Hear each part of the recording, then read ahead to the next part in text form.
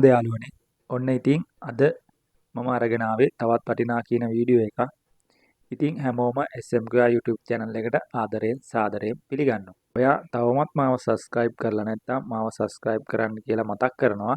මොකද දියුණු වෙන්න ආසාවෙන් බලාපොරොත්තුෙන් ඉන්න ඔයා වගේ අයට තමයි මම මේ වීඩියෝ අරගෙන එන්නේ. ඉතින් අපි හැමෝම ආසයි දියුණු වෙන්න. මගේ වීඩියෝ බලන හැමෝම මගෙන් අහන දෙයක් තමයි මාත් ආසයි ව්‍යාපාරයක් කරන්න, ගේමක් ගහන්න මටත් උදව් කරන්න පුළුවන්ද කියලා. ඉතින් ඒකට තමයි මම මේ වීඩියෝ අහලා වෙනුවෙන් අරගෙන එන්නේ. වැඩි කතාවක් නැතුව අපි යමු වීඩියෝ එකට. ඉතින් මීට ටික දවසකට කලින් මම වීඩියෝ එකක් කරා අපි ප්‍රොඩක්ෂන් වලදී පොල්ලලි කැබලි සහ කොහොබත් හලා ගන්න සීවර් එක ගැන. මේ වීඩියෝ එකේදී මම ඔයාලට කිව්වා මම කියනවා අලුත් ව්‍යාපාරික අදහසක් ගැන කියලා. ඉතින් අන්න ඒ දේ කියන්න තමයි මම මේ යන්නේ. ඉතින් මම මේ කියන දේ හොඳටම තේරෙන්න නම් ඔයාට සිද්ධ වෙනවා ඒ වීඩියෝ එකත් බලන්න. ඉතින් ඒකින්ද මේ වීඩියෝ එක බලන්න කලින් ඒ වීඩියෝ එක බලලා ඉන්න කියලා මම මේ වීඩියෝ එක බලන ඔයාට මතක් කරන්න කැමතියි. ඉතින් මොකද්ද මේ ව්‍යාපාරය? අපි වගේම ගොඩක් කොහොබස්සා පොල්ලලි කැබලි ආශ්‍රිත ආයතනවල පොල්ලලි කැබලි හලා ගන්න සීවර් එකක් පාවිච්චි කරනවා. එතනදී බොහෝ දුරට තුන් කාල නැත්තම් භාගිතල තමයි පාවිච්චි කරන්නේ.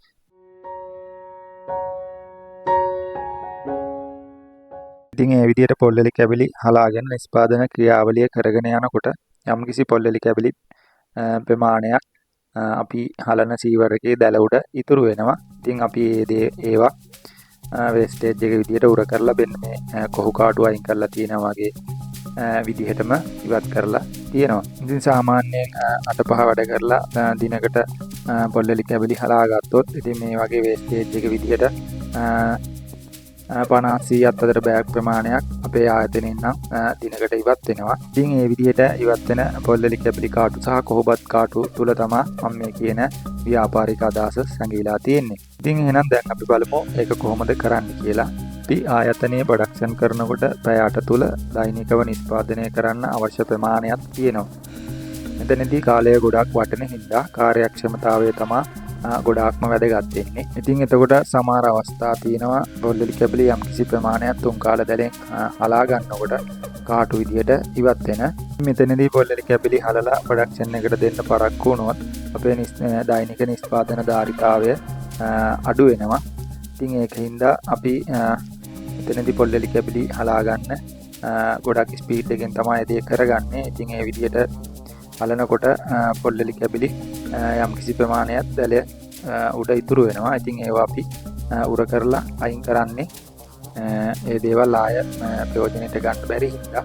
ඉතින් ඒ වගේම තමයි අපිට මැටීරියල් අරගෙන යනම ව්‍යාපාරිකයාගේම පොල්ලලි කැබලි වල ගුණාත්මක භාවය එක විදිය. ඉතින් හැමෝම මේ ව්‍යාපාරය ගොඩක් අමාරුවෙන් අත්දැකීම් එකතු කරගන්න ගමන් තමයි කරන්නේ. ඉතින් ඒකින්ද එකපාරම ගුණාත්මක පොල්ලලි කැබලි නිෂ්පාදනය කරන්න හැමෝටම බෑ. ඉතින් ඒකින්ද අපි ඒ අයට අවස්ථාවක් දෙන්න ඕනේ. එයාලගේ වැරදි අඩුපාඩු හදාගන්න. ඉතින් එහෙම ගත්ත පොල්ලලි කැබලි තුන් කාල දැල දාලා සීවර් එකෙන් හලනකොට සාමාන්‍යයෙන් විශාල ප්‍රමාණයක් වේස්ටේජ් එක විදියට ඉවත් කරගන්න වෙනවා. ඉතින් එහෙම හලනකොට පොල්ලලි කැබලි වල කාටු ගතිය වැඩි නම් ඒ කාටු වල සමග පොල්ලලි කැබලි බැඳිලා අපේ ඉවත් කරන වේස්ටේජ් එකේ තියෙනවා. ඉතින් එතකොට යම්කිසි පොල්ලලි කැබලි ප්‍රමාණයක් ඒ විදිහට ඉවත් වෙනවා. ඒ වගේම තමයි කොහොබත් හලා ගන්නකොට සමහර කොහොබත් කැට වගේ ප්‍රමාණයක් දැල උඩ ඉතිරි වෙනවා.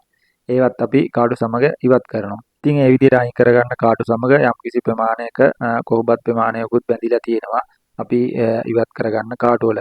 ඉතින් මම අර වීඩියෝ වල පෙන්නුවේ ඉවත් වුණ කාටු. ඉතින් ඒ බෑග් වල අනිවාර්යෙන් යම්කිසි කොහොබත් ප්‍රමාණයකුත් කාටු සමග බැඳිලා තමයි තියෙන්නේ. ඉතින් අන්න ඒ විදිහට ඉවත් වෙන කොහොබත් ඔයාට පුළුවන් ආයතන වලින් අරගෙන ගිහිල්ලා කාටු කපන මැෂින් එකකින් කාටු විදිහට ඒ දේවල් කපා ගන්න. තව ඊට අමතරව අපිට පුළුවන් කාටු ගසන මැෂින් තියෙනවා. ඉතින් ඒ වගේ අපිට පුළුවන් මේ කොහොබත් වලින් ඉවත් වුණ කාටු වල තියෙන කොහොබත් ටික ගසලා ඉවත් කරගන්න. ඉතින් මේ වෙනකොට අපි නම් එහෙම ඉවත් වෙන පොල්ලලි කැබලි කාටු කොහොබත් වල ඉවත් වෙන කාටු කිලෝග්‍රෑම් එකක් රුපියල් 40කට වගේ තමයි අලෙවි කරන්නේ. ඉතින් එහෙම අරගෙන යන කාටු කපා ගත්තට පස්සේ ඔයාලට පුළුවන් ආයතනයක සම්බන්ධ වෙලා ගත්ත මිලට වඩා වැඩි මිලකට විකුණ ගන්න. ඉතින් ඒක තමයි එතකොට ඔයාගේ ව්‍යාපාරය විදියට ඔයාට කරන්න පුළුවන් වෙන්නේ. ඉතින් ඒ වගේම තමයි ඔයාට පුළුවන් පොල්ලලි කැබලි හලලා ඉවත් වෙන කාටු අරගෙන ගිහිල්ලා අපි හලනවා වගේම සීවර එකකට අඟලේ දැලක් දාලා ඔයාලට පුළුවන් ඒ කැබලි සමග තියෙන පොල්ලලි කාටු ටික හලා ගන්න. එතකොට සාමාන්‍ය හොඳ පොල්ලලි කැබලි ඔයාට ලබා ගන්න පුළුවන් කාටුව ඉතුරු වෙන්න. ඉතින් ඊට පස්සේ ඔයාට පුළුවන් S1 විදියට ඒ විදියට ඔයා ගත්ත පොල්ලලි කැබලි ආයතනයකට අලෙවි කරන්න. ඉතින් ඔයාට පුළුවන් පොල්ලලි කැබලි කරන්න හරි කොහොමවත් හරි කරන්න බැරි නම් මේ වගේ ව්‍යාපාරයකට try කරලා බලන්න. ඉතින් ඇත්තටම දැනටමත් එහෙම ව්‍යාපාර කරන අය ඉන්නවා මම දැකලා තියෙනවා. ඉතින් විශාල ලාභ ලබන අයත් ඉන්නවා මේ අතර. ඉතින් ඒක තමයි අපි වේස්ටේජ් විදියට ඉවත් කරන කාටු වල සැඟවිලා තිබ්බ ව්‍යාපාරික අදහස. ඉතින් මම ඇත්තටම මේක කිව්වේ පොල්ලි කැබලි ව්‍යාපාරයක් කරන්න බැරි අමාරු කෙනෙක් ඉන්නවා නම් එයාට ලොරියක් වගේ තියෙනවා නම් එහෙම කෙනෙක්ට පුළුවන් හෙට උනත් මේ ව්‍යාපාරය පටන් ගන්න. ඉතින් එහෙනම් ආයෙත් දවසක මේ වගේ අලුත් වීඩියෝ එකකින් හම්බෙන එක ගිහිල්ලා එන්න.